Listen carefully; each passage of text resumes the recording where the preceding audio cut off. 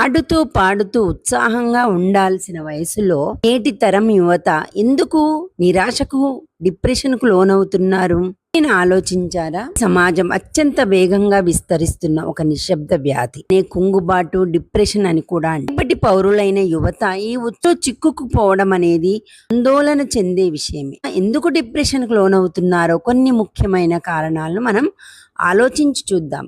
ఇవి ఎంతవరకు నిజం అనేది మీరు కూడా ఒక్కసారి ఆలోచించండి. యువత తమ నిజ జీవితాన్ని ఇతరులతో పోల్చుకోవడం చాలా వరకు మనకు కనిపిస్తూ సోషల్ మీడియా, రీల్స్ వంటివి ఎన్నో ఎఫెక్ట్ చూపిస్తూ ఉన్నాయి.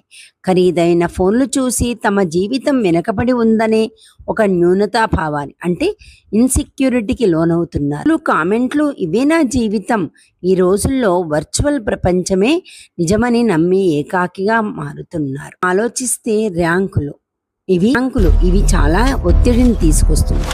కాంపిటేటివ్ ఎగ్జామ్స్, కార్పొరేట్ ఉద్యోగాల వేటలో యువత ఒక యంత్రంలా మారిపోతుంది. చిన్న విఫలత ఎదురైనా అది జీవితాంతం ఓటమిగా భావించి కుంగిపోతుంది. కేవలం మార్కులే జీవితం కాదు కదా, అది ఎంతో అందమైన జీవితానికి మీరు వేసుకునే బాట ఎన్నో అవకాశాలు ఉన్నాయి. వాటిని వెతుక్కోవడానికి ప్రయత్నం చేయాలి. ఇంకొకటి కూడా చూడొచ్చు, మనం కుటుంబంలో తల్లి తండ్రి చిన్న కుటుంబాలు రావడం వల్ల తమ మనసులోని బాధను చెప్పుకోవడానికి ఇంట్లో వారు లేకపోతే కుటుంబాలు ఉన్న సమయంలో నానమ్మ, తాతయ్యలు లేదా చిన్నమ్మలు ఇలాంటి వాళ్ళు ఉండడం వల్ల ఒంటరితనంగా భావించేవారు కాదు.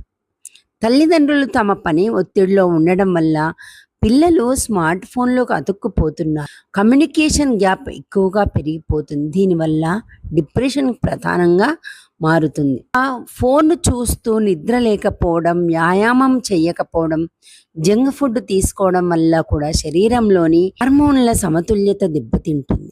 శారీరకమైన ఆరోగ్యం దెబ్బతినే నేరుగా మానసిక ఆరోగ్యంపై ప్రభావం చూపుతుంది. తగ్గించడానికి కొన్ని అవకాశాలు ఉన్నాయి.